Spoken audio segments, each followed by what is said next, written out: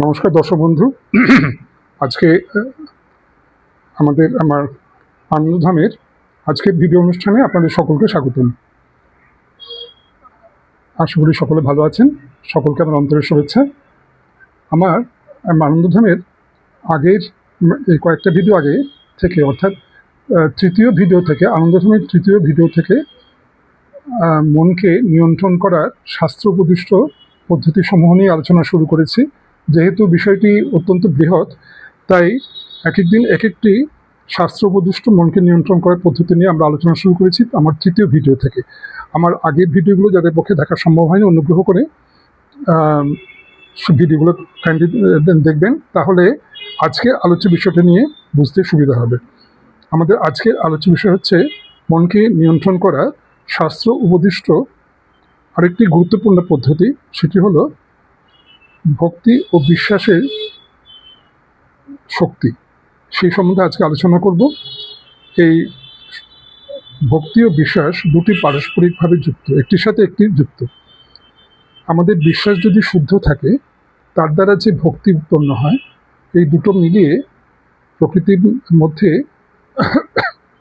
প্রকৃতি থেকে মানুষ এক অসামান্য শক্তির অধিকারী হয়, সংগ্রহ করতে সক্ষম হয়, এবং তার দ্বারা মানুষ অনেক অসাধ্য সাধন করে থাকে। যুগে যুগে এর অনেক উদাহরণ আছে, এবং জীবনে এই পদ্ধতিতে মনকে নিয়ন্ত্রণের দ্বারা, মনের মধ্যে প্রকৃতির দ্বারা শুভ শক্তি সংগ্রহের দ্বারা মনকে শক্তিশালী করার দ্বারা মানুষ জীবনে সাফল্য অর্জন করে থাকে।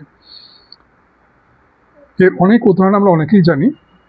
মহাভারতে আমরা দেখেছি, দ্রৌপদী যখন দেখলেন যে দুঃশাসনের মতো একজন শক্তিশালী পুরুষকে বেশিক্ষণ তার পক্ষে প্রতিহত করা সম্ভব নয়, তখন তার শুদ্ধ অটুট বিশ্বাস, তার সাথে তার অচলা ভক্তি দিয়ে, সমস্ত দুহাত ছেড়ে দিয়ে তার সব কিছু তখন ভগবানকে সমর্পণ করে তখন ভগবানের শরণাপন্ন হলেন। সেই মুহূর্তে ভগবান উদয় হলেন তার জীবনে এবং তাকে রক্ষা করলেন।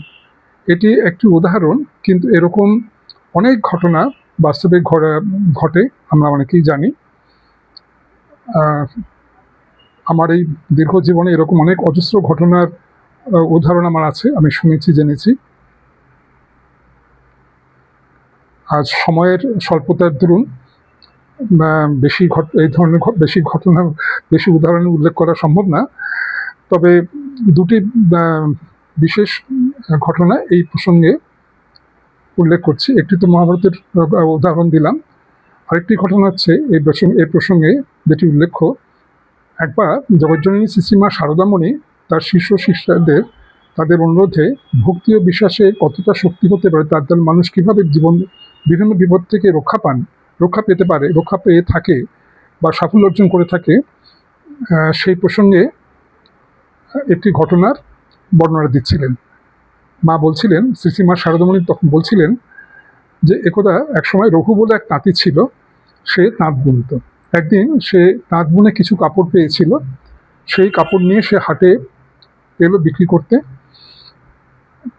কিছু কাপড় তার বিক্রি হলো, কিছু কাপড় অবিকৃত থেকে গেল।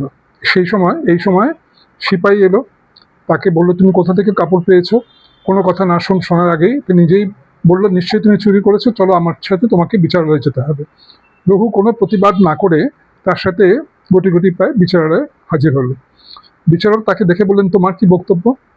তখন রঘু বলল, ধর্মাবতার, আমি রামের ইচ্ছায় কাপড় বুনেছিলাম, রামের ইচ্ছায় কাপড় বেরিয়েছিল, রামের ইচ্ছায় আমি সেই কাপড়গুলো নিয়ে হাটে এসেছিলাম।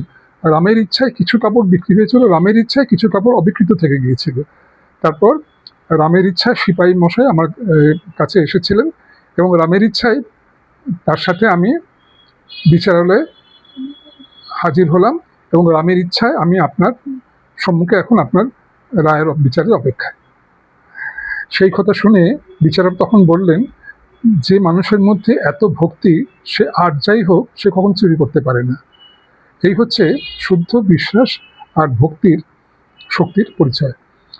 এই দ্বারা মানুষ অনেক ভাবে সাফল্য অর্জন করে থাকে এবং অনেক বিপদ থেকে রক্ষা পেয়ে থাকে। এটি কিন্তু পরীক্ষিত সত্য, মহাভারতের উদাহরণ দিলাম, জগজ্জনী শ্রীমা শারদামণি নিজের মুখস্থ বাণী বিবরণের কথা শোনালাম। আরেকটি উদাহরণ দিচ্ছি এই প্রসঙ্গে, সেটি হচ্ছে একজন ব্যক্তি রোজ 365 দিন ভোরবেলা সূর্যোদয়ের সময় গঙ্গা ঘাটে যেতেন এবং গঙ্গায় নেমে কোমর পর্যন্ত জলে দাঁড়িয়ে তিনি দুহাত সামনে প্রসারিত করে প্রার্থনা করতেন রোজ 365 ডেজ। একদিন তিনি এরকম আধো অন্ধকারে ভোরবেলায় সবে সূর্য উদয় হয়েছেন, সেই সময় ওইভাবে গঙ্গার জলে কোমর পর্যন্ত জলে দাঁড়িয়ে প্রার্থনা করছেন সামনে দুহাত প্রসারিত করে। চারদিক ফাঁকা, ঘাটে তখন সবে ভোর হচ্ছে, আধো অন্ধকার। ঘাটে একজন ব্যক্তি বসে আছেন, আর ওই ব্যক্তি যিনি রোজ সেভাবে প্রার্থনা করেন তিনি প্রার্থনা করছেন। এমন সময় তার সামনে দিয়ে, যে ব্যক্তি প্রার্থনা করছেন তার সামনে দিয়ে গঙ্গা দিয়ে একটি মৃতদেহ ভেসে যাচ্ছিল। কিন্তু সেই ব্যক্তি তা সত্ত্বেও, সেটা দেখা সত্ত্বেও একইভাবে প্রার্থনা করে যেতে লাগলো।